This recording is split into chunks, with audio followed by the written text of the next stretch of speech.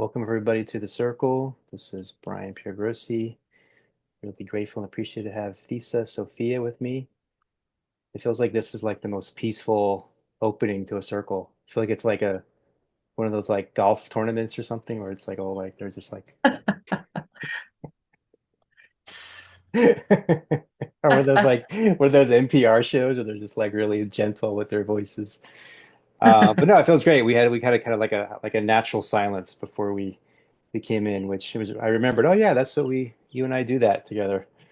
So Thesa and I, we've collaborated on some different things over the years, some retreats and workshops and online things, and she's been a guest on my podcast a few times in the past, and just one of my favorite people to talk to. I think we have really phenomenal conversations. There's a deep sense of presence together, and um, we kind of generally explore something becomes uncovered in the conversation, and there's a curiosity and openness and um, just a lot of wisdom that comes through. And she's just generally someone that carries great wisdom.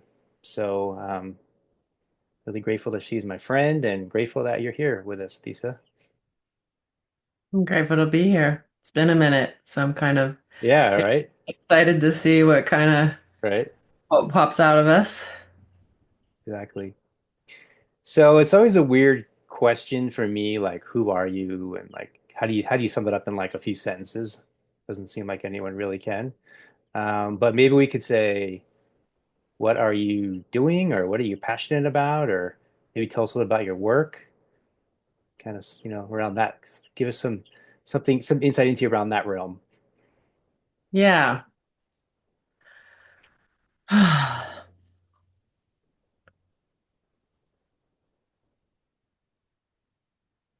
It's one of those moments where it's hard to talk about again.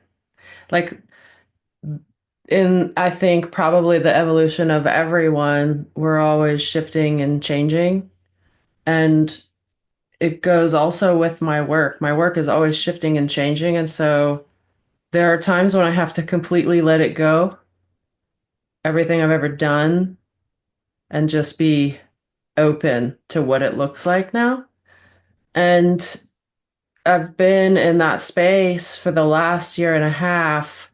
The new dots are kind of forming and about to land to the point where I'm gonna come out again. Um, but I kind of wanted to start by telling you a story that I don't know if I've ever told you before. Fun. We Yeah. love stories. So, this might surprise you, but when I was 8 years old, my grandmother, Ruth, came to visit our home, and there wasn't much of a spiritual or religious background in our home. My parents were atheists, but my grandmother was a Christian, and she brought me a child's Bible. So that's how I was introduced to Jesus. And I was really impacted. Like that was the spirit, that was my first spiritual opening, was having this relationship with Jesus through the kind of stories that were told to in a way to meet children.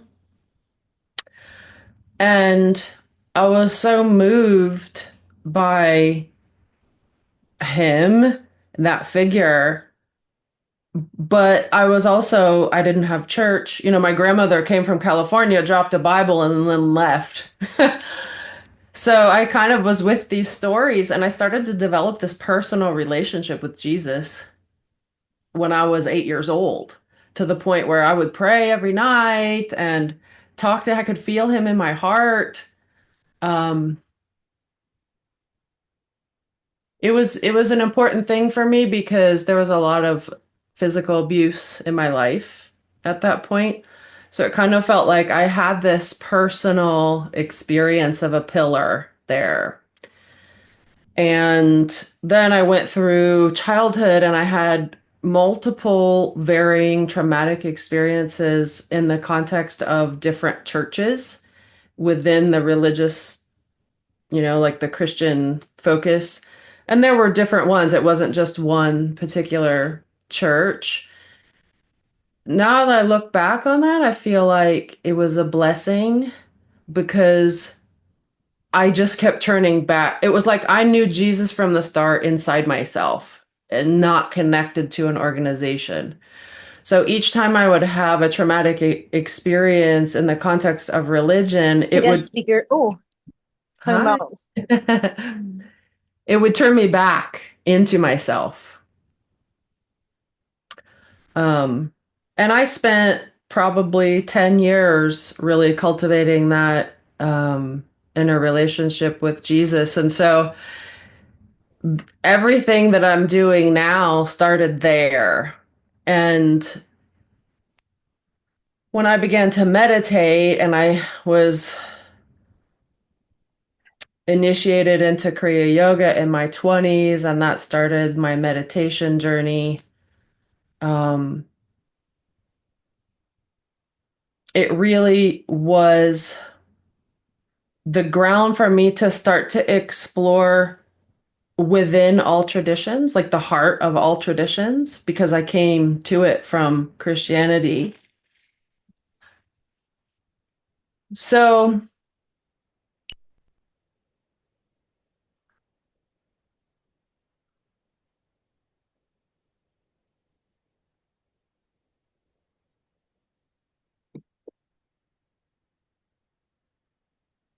so my journey with Kriya Yoga and meditation eventually led me to a shamanic teacher. And that shamanic teacher trained me in deep journeying into the core of a person's illness because we were working with healing. And his focus was on fixing people. So I gained a lot of skill from that, just the capacity to be present with someone and go deep into their psyche, into their spirit, um, to uncover through inquiry what was alive in terms of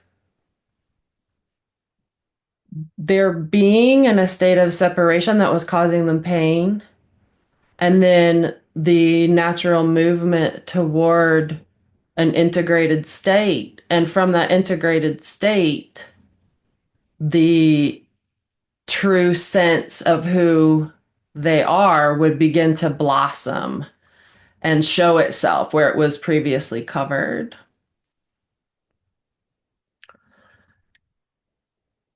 I eventually realized through that, and I worked with people with like schizophrenia, hearing voices and things. We would sit down in meditation and we would have an approach where at the end of the meditation, they weren't hearing voices anymore. And sometimes that would it would stay like that for the rest of their lives, up to what we tracked with them. So, and I was in my shamanic training, I was on the couch for like 12 hours at a time. And my teacher would be just throwing me questions like, what's the cause of this? Parkinson's. Let's work on Parkinson's now. Feel the tremors, go into the cellular matrix of the person and let me know how the cell is expressing each time there's a tremor happening. Um, so I had a really intense training in that regard. And I just came to the point where my teacher said, okay, now we're going to have a clinic and we're going to have people come into this clinic and we're going to heal things like MS and Parkinson's and schizophrenia and autism. And we're going to charge $15,000 to do that. And I just said to him, I just can't do that. Like, that's not. When I sat with myself, I told him I realized that the search for healing is really the search for the true self. And I don't, I don't, I don't want to frame it in terms of healing only, like for the goal of healing. Because what happens is we go and heal a thing and then it returns. Sometimes that's another thing. Right. It is, or it's a different thing. Yeah. Or it's a different expression of the Same root. same root. Right. So, and I was always interested in getting to the cause, right? Hmm. I had this fantasy. I thought it was a fantasy at the time that there was one cause for every experience of suffering, whether that was disease or um, just simple imbalance. So I left him in that moment and went on my own. And when I went on my own, I discovered that there were four guides with me. That when I would go into meditation, whether I was working on myself or with other people, they would be essentially the equivalent to whispering into my ear. Look at that. What about that? Like they would never tell me the answer. It would just be pointing me in multiple directions, you know? And as I listened to them and learned from their pointers over many years, all of them disappeared but one. And this one looked like a man. Like I could see his form as a man, you know. I could tell he was from another time. And he was there for a long time, and I would kind of visit him. He was my companion. So I would look to him like, okay, there you are. Sometimes have conversations or ask him about himself, and he would show me images of where he was in time and space. And it wasn't until, I mean, that went on for like 15 years, you know. It wasn't until this last year. So, what's alive? You asked me before, like, Mm. let's talk about what's alive. Yeah. You know, it was a year and a half ago. I was doing a 7-day darkness retreat in my home, and I have the space set up to where there's not a shred of light that comes in. You know, you've actually slept in that room down there. Yeah. I'm going to turn this light on because it's getting dark.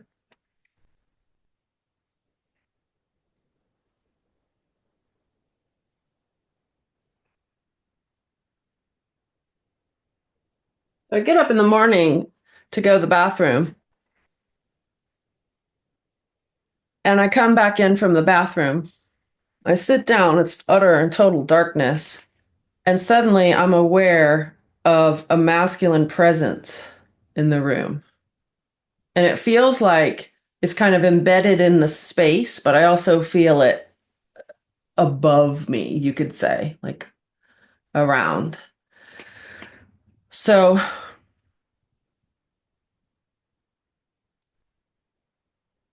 I sat there and spoke directly to that presence and said, okay, I can see you or sense you. Who are you?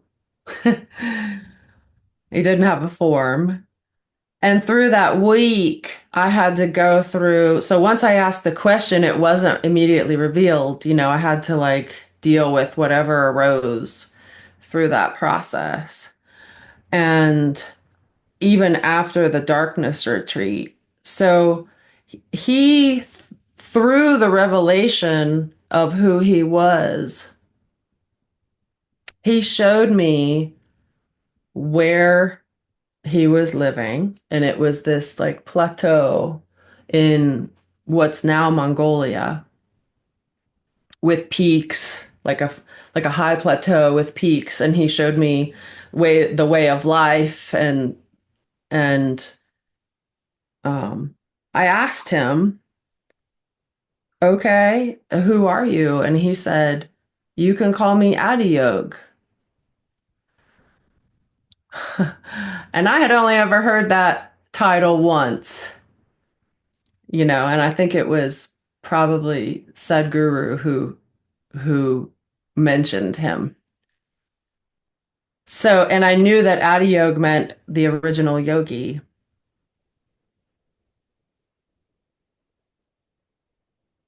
And then I remembered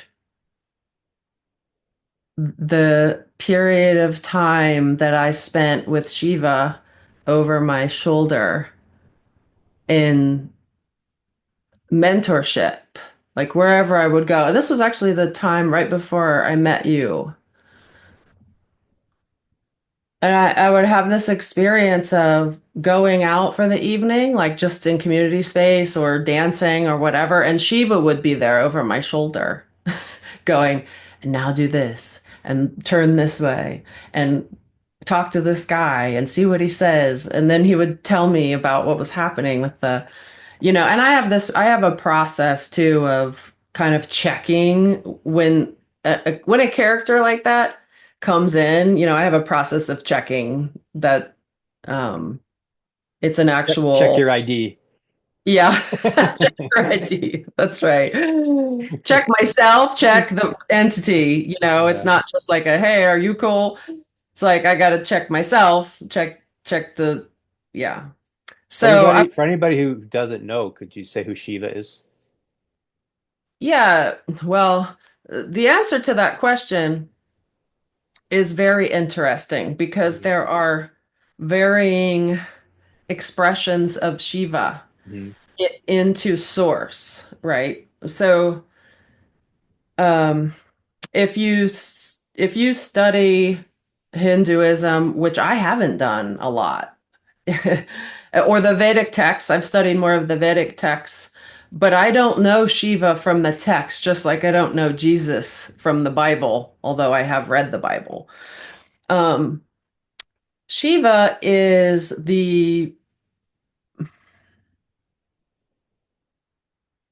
on one hand, the fundamental expression of masculine essence. On the other hand, Shiva is also the utter source of all things.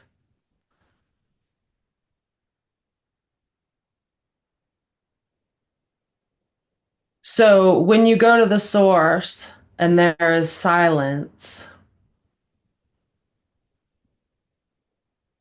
to the exclusion of every manifest thing, that is Shiva. But that that also we're entering now a timeless, spaceless presence in which the original Trinity comes to life and we begin to have intimate knowledge of that original Trinity within the silence that before seemed like nothing. So the term Shiva is used interchangeably with Kali. It's just that we tend to have an experience of Shiva as a masculine expression of that, or the masculine at the forefront of that source, and Kali tends to be thought of as a feminine expression of that source. But they're literally intertwined. Like there is no way to separate them. Um, Shiva appeared to me as masculine because I needed a practical experience of the beloved in relationship to the divine on a personal level.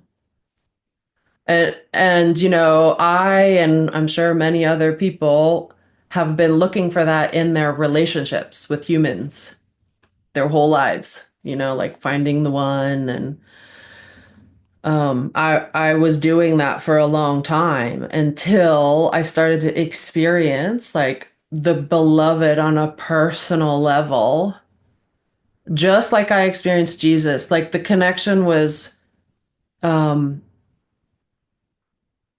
important because I eventually learned the commonality between them for myself.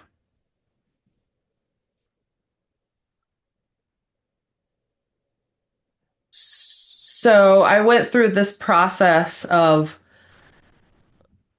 what I was led through last fall after the darkness retreat was a revelation of like a lifetime in which I got to actually live with a human who was God realized embodied and had a very important role at the foundation of all traditions.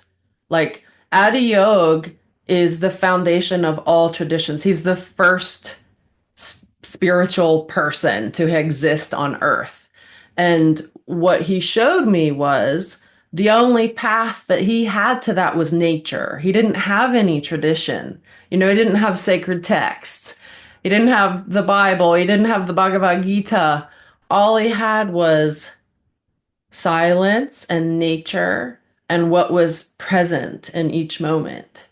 And that really helped me because um, even though I have touched in with Christianity and I was initiated into Kriya Yoga and I studied with a shaman and I've read the Vedic text, it's always been clear to me that the power is not in the framework of of a religion or a tradition. And I've always been called back to myself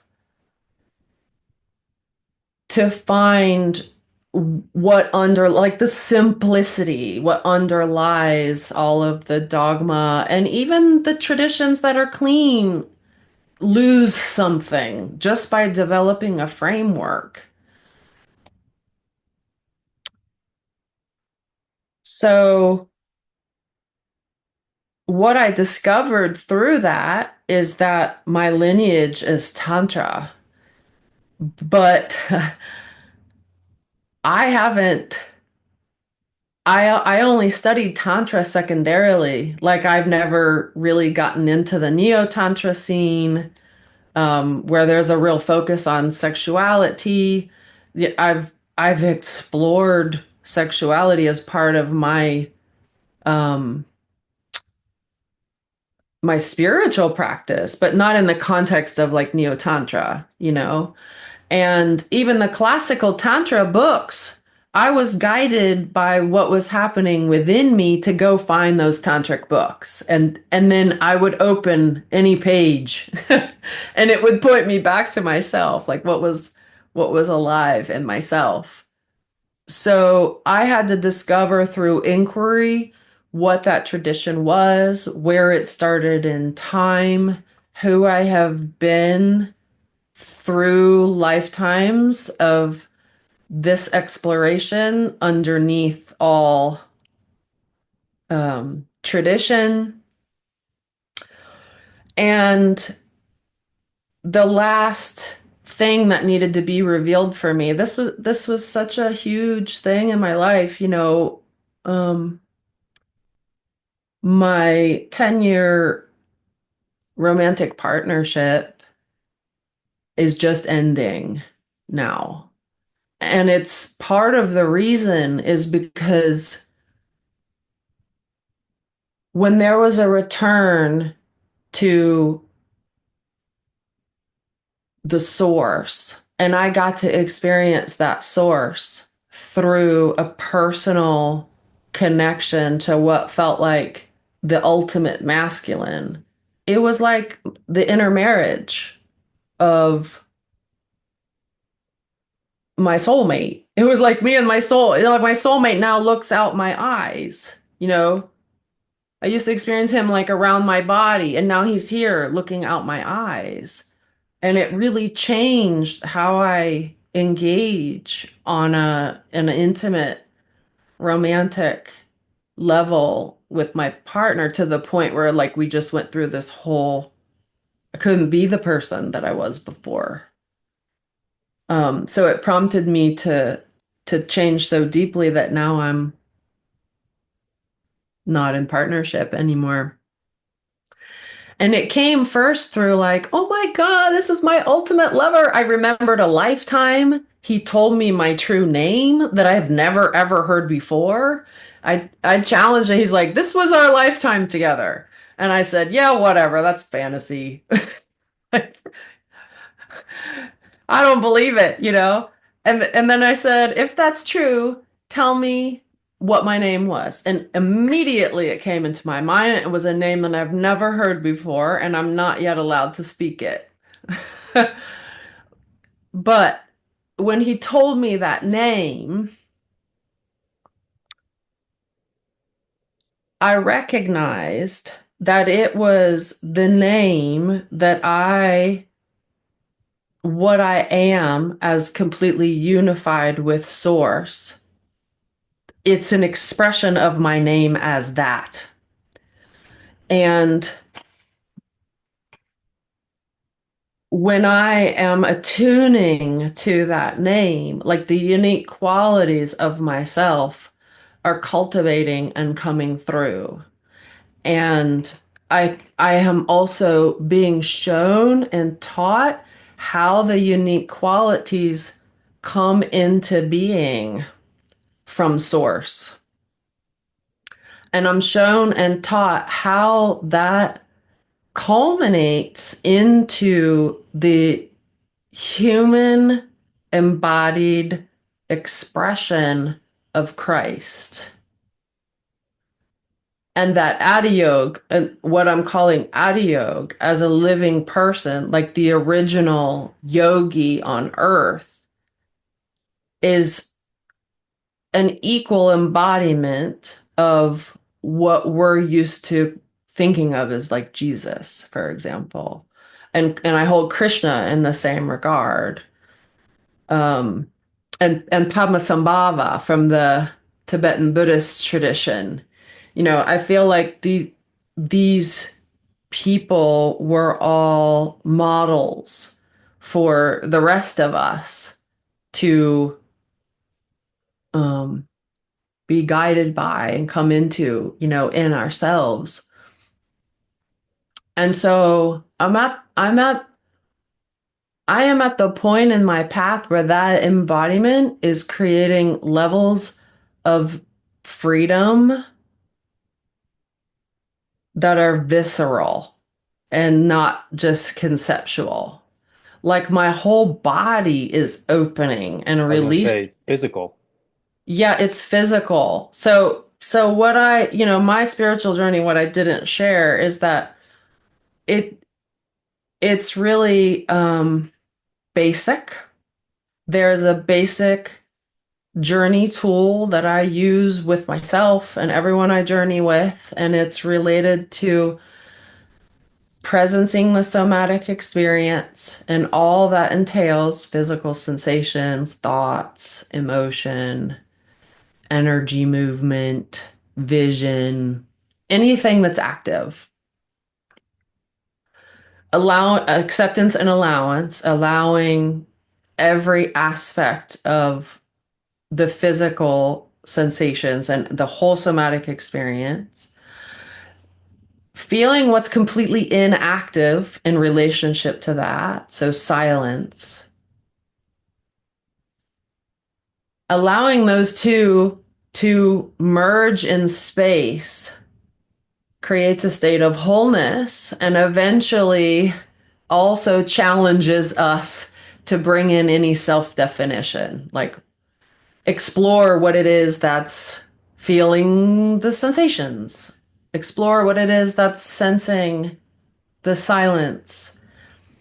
And through that, there is a truer expression of self that gets revealed through the integration process.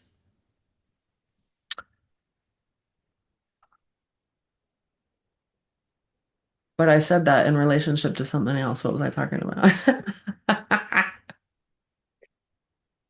I don't know, but I got a lot of questions Oh, okay. Well, let's.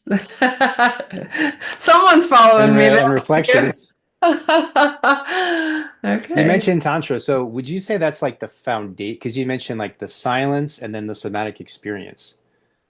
It feels to me like if you go like the what's the source point of Tantra, it would be that. It would be like spirit and matter, and the goal would be like the synergistic union of spirit and matter. Does that seem like a Yeah, for sure. Like all inclusiveness is one Mhm. of um the main pieces in that we're not rejecting any aspect of self Mm, and or we're allowing the experience of rejecting, right. which when you deeply allow it is including the rejecting, which is a part of yourself, right? Hmm. So embodiment is a huge piece of that.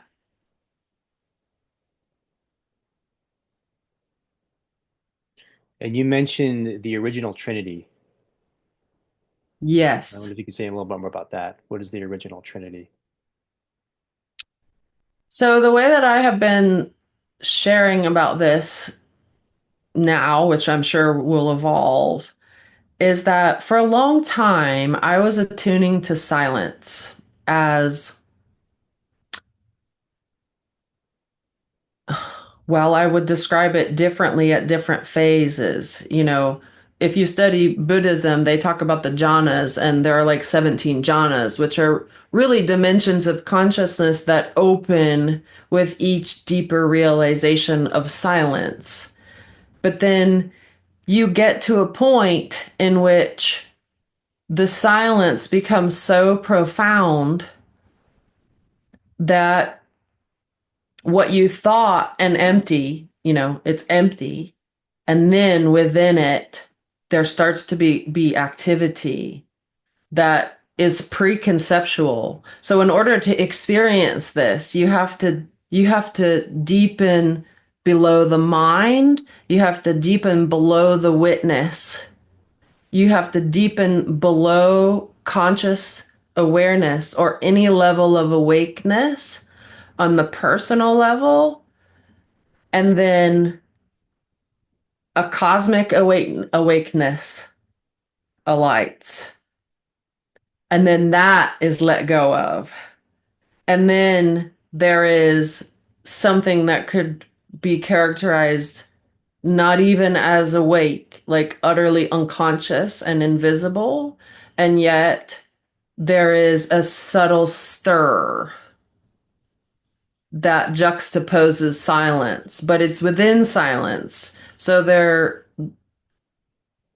this is the point, like you're before time, you're before space. Silence stirs within itself, which is the first time you could talk about Shiva or divine will beginning to stir within the void or the divine mother. So the primal masculine and feminine that precedes God. I'm just telling you my experience. Like this is coming from my own direct experience, and it only matches some traditions and other traditions don't see it like that. So these are the original progenitors, you could say, except they're not entities, right? So in this stirring, the first phase is silence, which I see as the like one piece of the original Trinity. The Trinity not being a thing, but the progenitors within a state, the progenitors in stillness are silence. The progenitors stirring are gathering desire. This is the divine will, the masculine gathering the void in order to begin creating an expression. And as that gathering happens, there's a building through friction, just like lovemaking. Hmm. There's a building through friction, and that building excites into levels of ecstasy that birth light, which is the Christ consciousness. That's the Christ consciousness, right?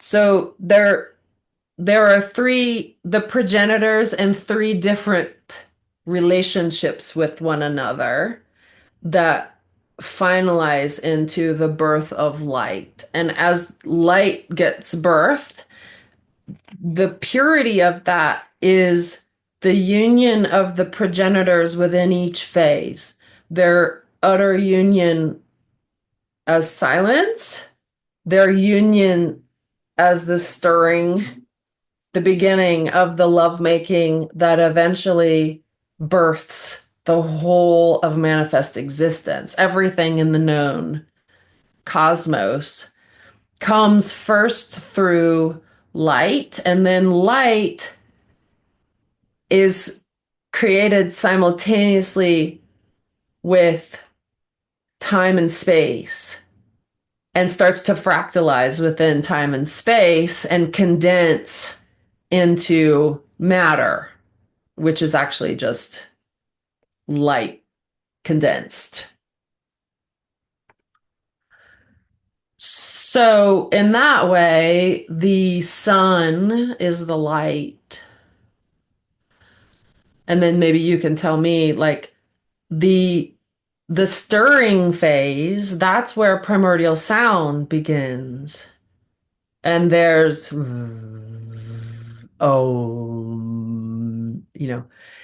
original vibration, that's infinite potential. And what precedes that, although I'm saying precedes, is the utter silence.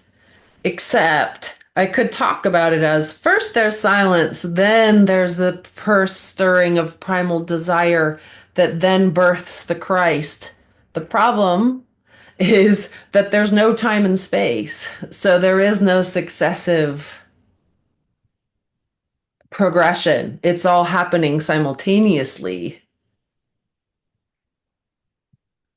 And that is the truth that lives under every manifest creation, which is simply a metaphor for that original truth and a vehicle of expression.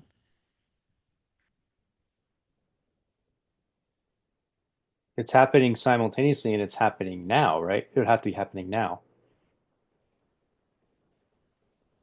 Yeah. Yeah, it's hard. It's when you say that, I notice I go, well, part of me wants to relate now with time, Right. but Right. actually you could use the word now for Well, you could timelessness. say it can't be happening not now. Yeah, it's like a union of time and timelessness. Right. And that's the again, that's that primordial that's where it all happens. Yeah. Yeah. Yeah, I mean, one thing that you said that I think is really important, I think some of my conversations with Jacob, I think he's tapping into this place too, is you can use different, you mentioned frameworks, right? So you can use different frameworks to talk about these things. You can use different language, different words. Then you get into like concepts and beliefs and stories. And people want to fight about the concepts and about the beliefs and about the name. No, no, it's this name. No, it's that name. No, it's this. And, as you know, there's been wars and all kinds of things over Yeah. this stuff. And I think it's like a really powerful place to realize the truth is pre-conceptual, pre-verbal, everything. It's beyond all of this stuff. But then there is a natural um, impulse to want to speak about it and share about it. So people try to find words that work for them or, resonate for them and use that language. But I really find it's valuable when someone's talking. It's very hard because, our world is so based in words and thoughts and ideas. But I really, I try to make the intention to kind of listen beyond the words to what Yeah. they're sharing, you know? It feels like a really good practice for finding God in all things, in all Mm. moments, Hmm. which is really unifying, right? Yeah. Because then I can go to a church or a Buddhist temple or a Yeah. mosque or whatever and find God there. And I can go to the toilet in the grocery store and I can hear a homeless person speaking God through their suffering.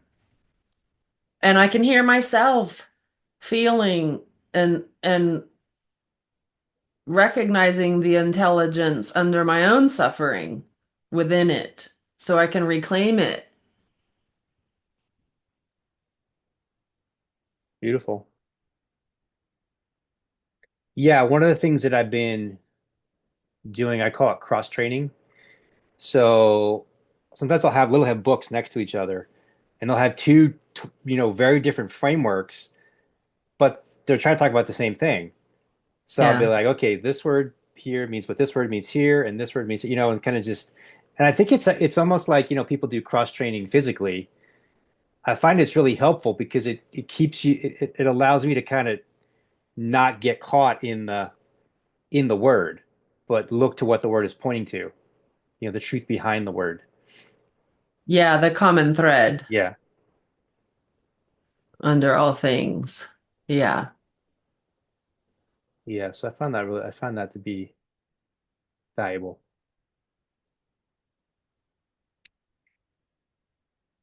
If anybody has any questions or reflections they'd like to join, oh, we already got Jacob unmuting.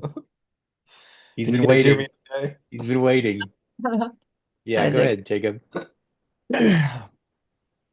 Mm, wow. So, thank you, Thessa, for your ability to lay that out. Hmm. Because that like resonates with me. Like I feel that. You mentioned the word adiog, and my body just like a tuning fork like lit up, and I like got chills everywhere, and was just like. Ah, and so as you were describing, I just typed the word into ChatGPT, and I've been getting up in the mornings really early, just when it's really still and really quiet, and sitting in meditation and going outside and looking at the stars and just being in stillness in the present. And this morning I heard a robin singing. And I just typed this word adiyogi in, and ChatGPT says adiyogi, yes, the first yogi, the origin of yoga. Shiva, not just as a deity, but as the primordial presence who transmitted the science of inner awakening. The stillness of the early morning, the robin's song, your awareness in that moment, it all tapas. I don't know what the word tapas means there. It's all tapas, a kind of sacred fire. That's where Adiyogi lives, not on the mountain, not just in a statue, but in that silence, in the one who observes, breathes, and remembers. And I've had um I've had an experience where I haven't really been very intellectual, and I haven't really read many books about what you're talking about, what we're talking about. And I don't know. I can't explain it like you can. That's just amazing. Thank you. And like Brian said, I try to explain and I try to talk about this stuff, and then I use words, and people get caught up on the words. And what we're talking about is so far beyond words. Like you just said, it's before anything. It's before even the God. It's before the creation. It's before. And when you said that, I just recently, within the past few weeks, experienced in a meditation for the first time ever what felt like that pre-silence. Mhm. The pre, I felt like I was floating. I compared it to like maybe being in a womb at the moment, but it felt like I was just suspended. It wasn't a body, it was just like an awareness, and it was complete silence. I didn't even realize I was there until I came out, and I was like, "Whoa, what was that? Where was I?" That's awesome. And I could hear this whirring and this ohm and this the universal hum, and it's just amazing to like have somebody like else other than Brian, talking this stuff.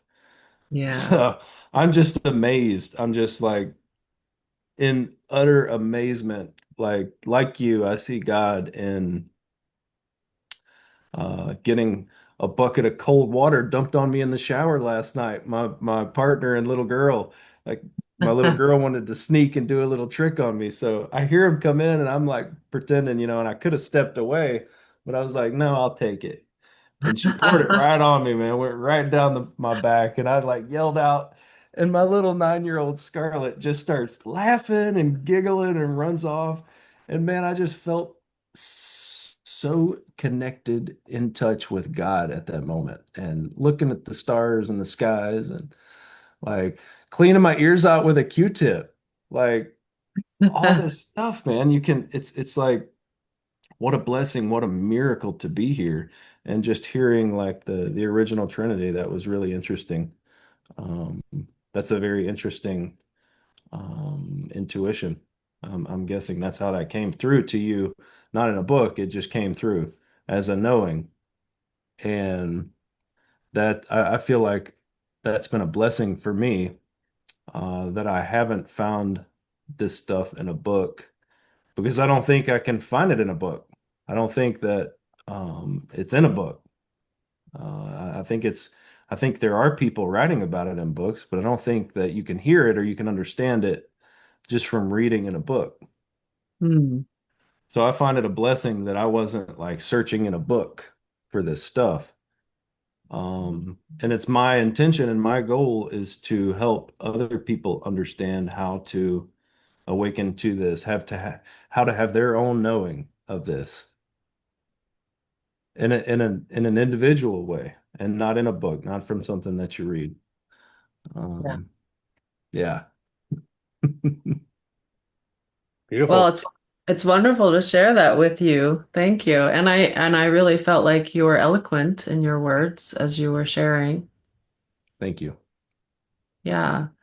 I've found I make that an art, finding the right word. And I personally start with the somatic experience because it always brings me back down to something really basic. Like, Yes, it is very basic. yeah, and it's such a, because with words and the conceptual frameworks that are all possible, it can get easily confusing. But if I come back down to this is a vibration, this is a pain, there's a thought, now there's an emotion, you know. Um, when things get ineffable, I actually don't like that word because it's my goal in life to make everything ineffable present in the spoken Effable. word. Ineffable, yes. Effable, ineffable to effable. From ineffable The to effable. effable. Yes. Right. And that's part of the integration, especially when you're going preconceptual. And by the way, that place that you described, the way that I take people there is by first regressing them back into their own conception within their parents' communion. And then you feel your mother around you during the conception, and then we contemplate the mother of all things. And then there's this movement from my mother to the mother of all mothers. And that's how you end up in the cosmic womb, which is what I heard you share. So, Yeah, well, I'm drawn to go back there. So, yes, I hope that you do. And it's such a, because it's a really wonderful way to inquire into the conception at the level of the soul. So you can go back and relive the conception of the physical body through regression therapy. And then you can move into the dimension of the soul and then when you're inquiring into how did the soul come into being, by definition, the cosmos has to show you how the cosmos came into being. And that the body of the cosmos is God, and that God appeared out of the silence. And so, yeah, that's wonderful that you want to this is amazing. Yeah. lead, yeah, and also lead people through that experience. So I encourage you. It's right on time. You. In the, what did we call it? The Timeless. The now. time in the now. Yeah. Yeah, don't forget to look into time when you're there, like when time comes into Yeah. play. When does time come into being?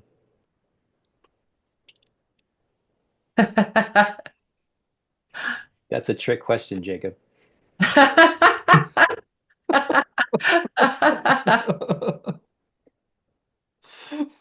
No, the thing I think is I was using the word too. We were saying like before words and before Right, this and right. before that, right?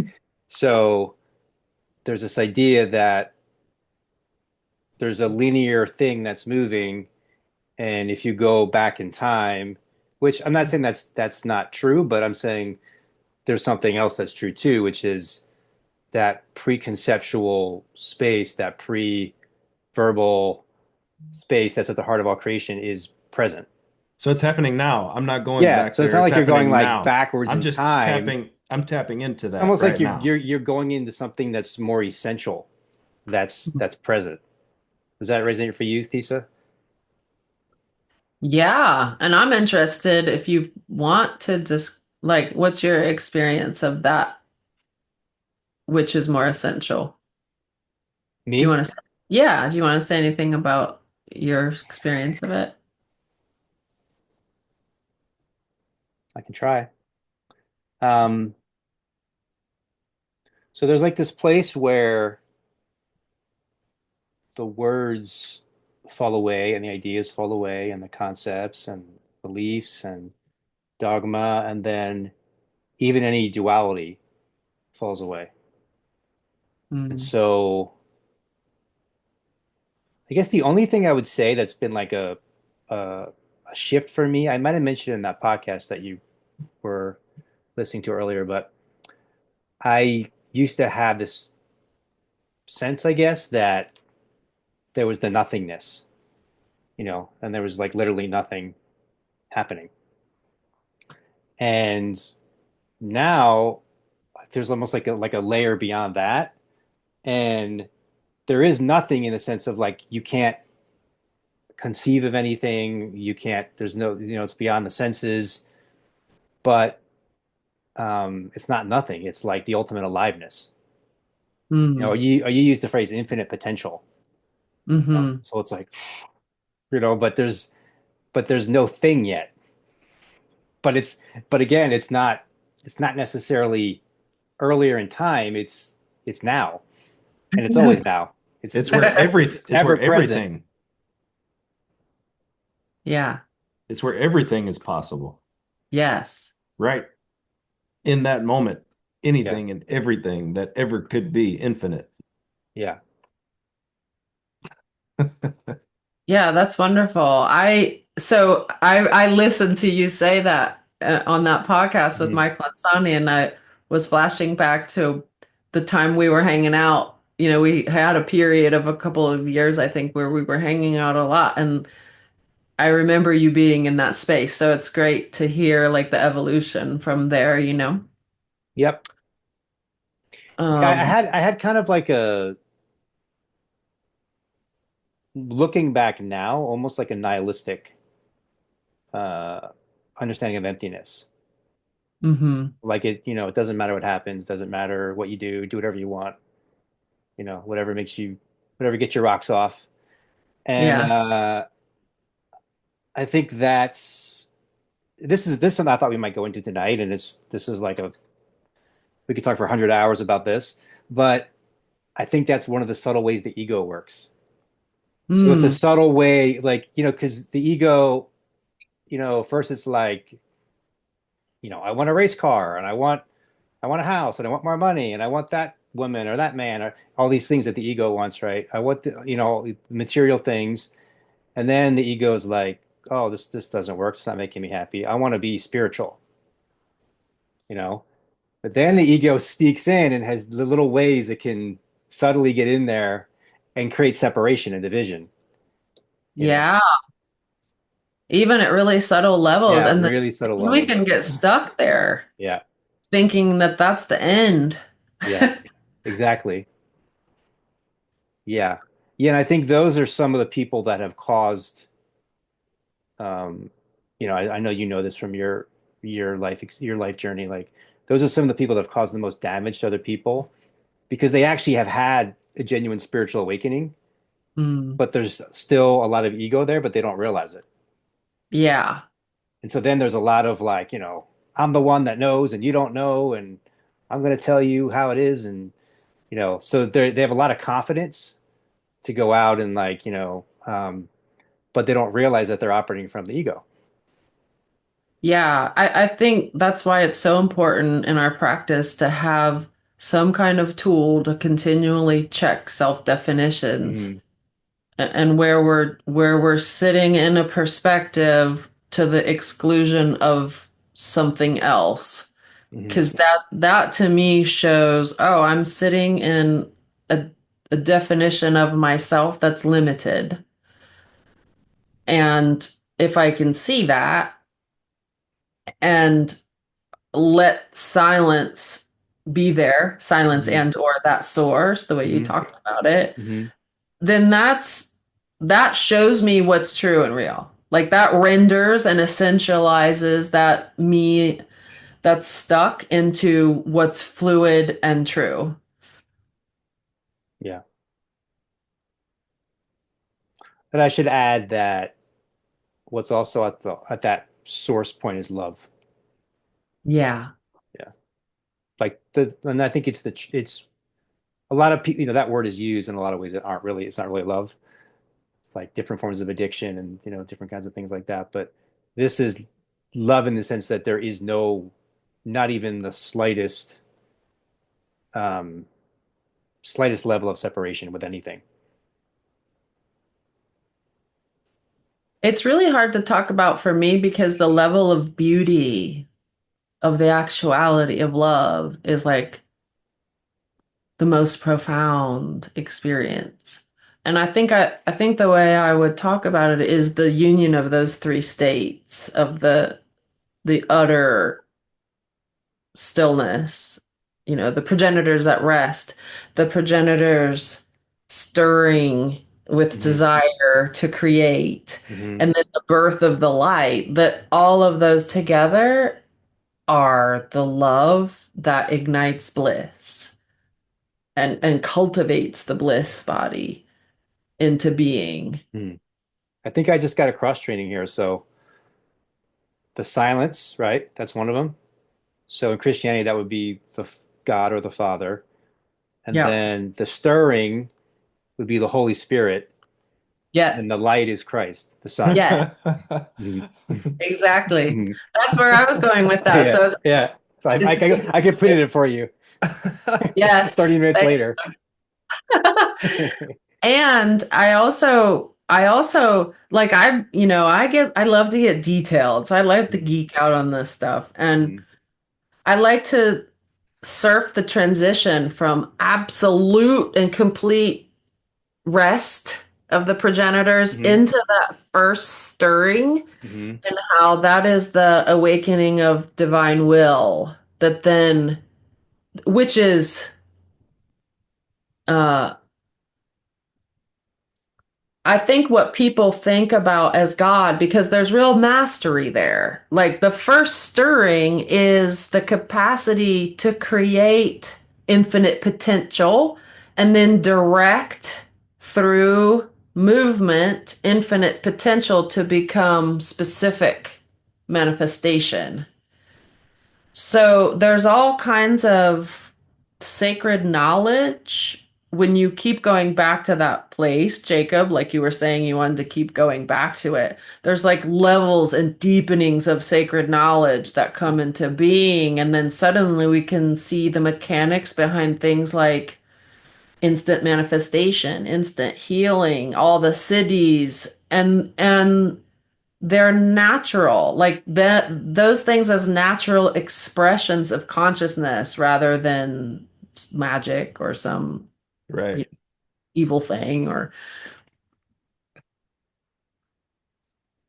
and that's what that's Jesus embodied all of this that we're talking about, and so that he could actually perform miracles through the human experience. because of that level of embodiment. And that is where my heart calls to me. Like that's where I'm being called to all the time. Like we need to move. Let's go to that level of embodiment. Yes.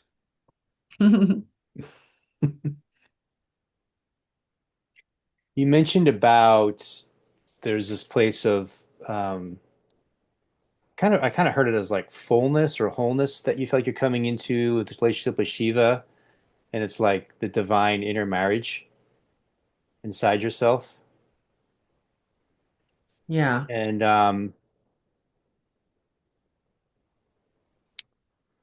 I guess the insight I want to offer around that is there's these a lot of stories of, these great awakens, sages, masters, saints, mystics who are purported to be celibate. And I used to have this idea of like it's like this great loss. Like, why are they doing that? I don't know. I didn't understand it. It just seemed like stupid, like why would you do that to yourself? But the Yeah. way I started to see it as I awakened more of my consciousness is like, no, actually, and it feels actually pretty clear to me now. Actually, what happened is they found something way better. And the other thing just wasn't necessary for them anymore. Complete fulfillment. Yeah, it's like exactly. That's a good way of saying it. It's like it doesn't mean if you're called you if someone's dharma is calling them to be married or to be in a relationship, they can do it, but it's not necessary for that person that's in that place.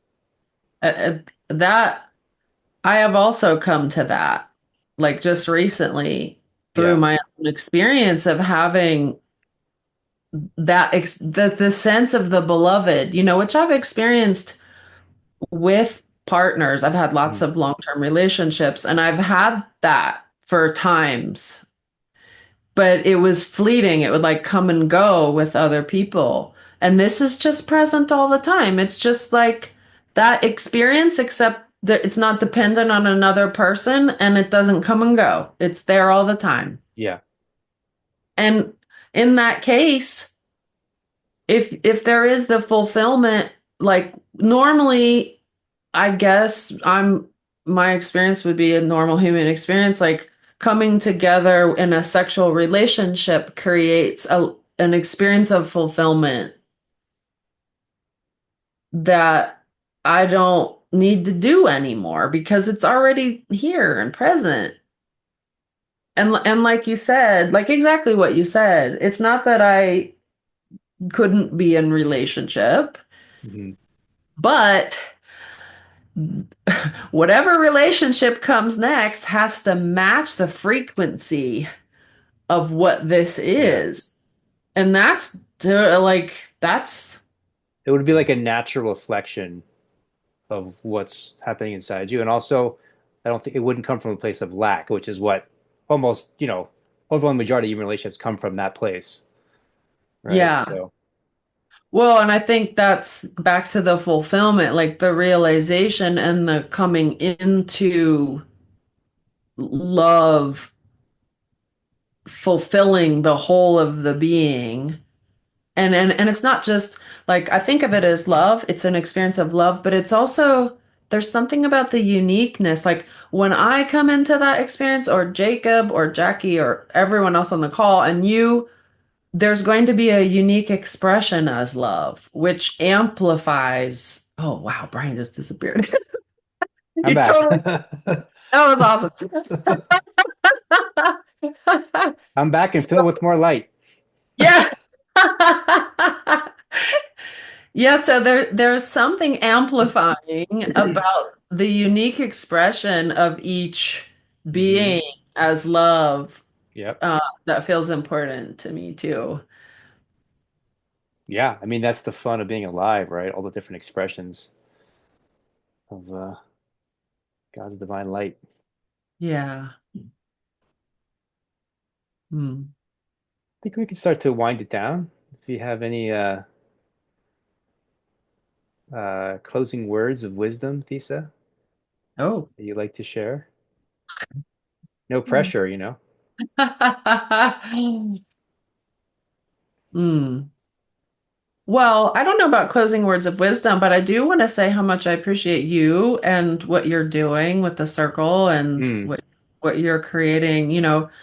Community has always been so important to you, yeah. and I really appreciated that about you, your capacity to bring people together and really be a leader,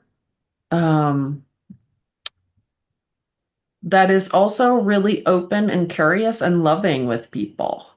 Like that's how I experience you. And I feel so honored to call you my friend. Yeah, likewise. Likewise. Thank you for that. Yeah. Um, one of the things I feel like was kind of the call for this for me was we're becoming like so people are becoming so siloed with social. I think primarily it's social media is a big part of it, but also the Mm, way the news media functions now. So people are just getting like the same reinforced, ideas and beliefs and getting angry about things and going back and forth with the same people about stuff. And they're not like, first of all, they're not having real conversations at all, which is, obviously not good. mm. And they're not having conversations and they're not hearing different perspectives. And for me, and I know I say this because I think you've always been good at like being able to listen to different perspectives and try to integrate and also curious um, so I just found it's like valuable to have a space where people can actually talk to each other and have real conversations. And I want to like touch like have I'm kind of laying the foundation where we can be like grounded like spiritually and be present and really listen to each other and like listen to ourselves and be grounded and connected in that way.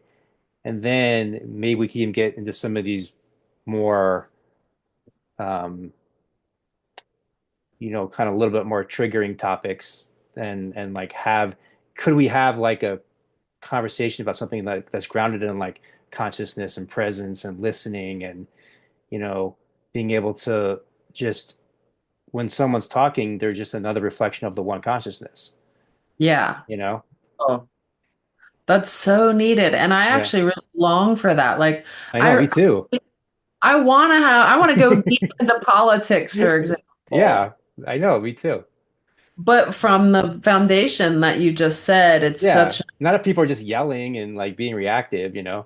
yeah, yeah.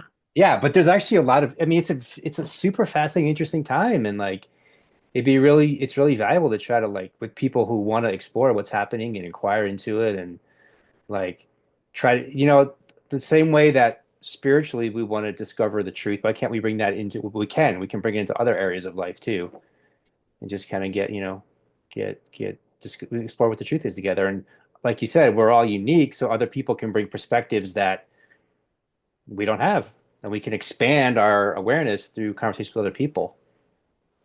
Yeah, and that's a really important exercise of embodiment. Yeah. Because, that love wants to be delivered through compassion and right action and inclusion and and how do you practice that except arguing about politics? and The best way to practice that. it doesn't, one of the things you learn too is it doesn't mean that you can't have a perspective that you feel is correct, right? But you're always open to like expanding that or even changing that, Yeah, through being in conversation with other people. yeah, yeah. And that's the evolutionary way too. Right, right, right. Beautiful. Well, thanks so much for being here in the Timeless Now.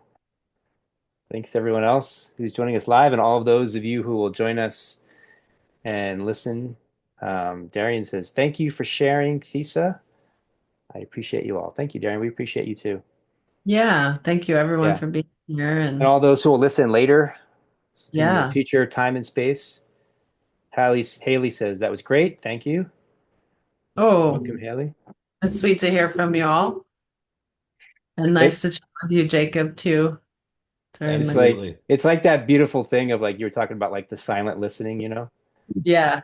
Like the silent listening is there and you get the feedback at the end. Yes, I Yeah. love it. All right. Thank you, Thesa. Thanks, All everybody. right. Thanks, everybody. Lots of Yeah. love. Yeah.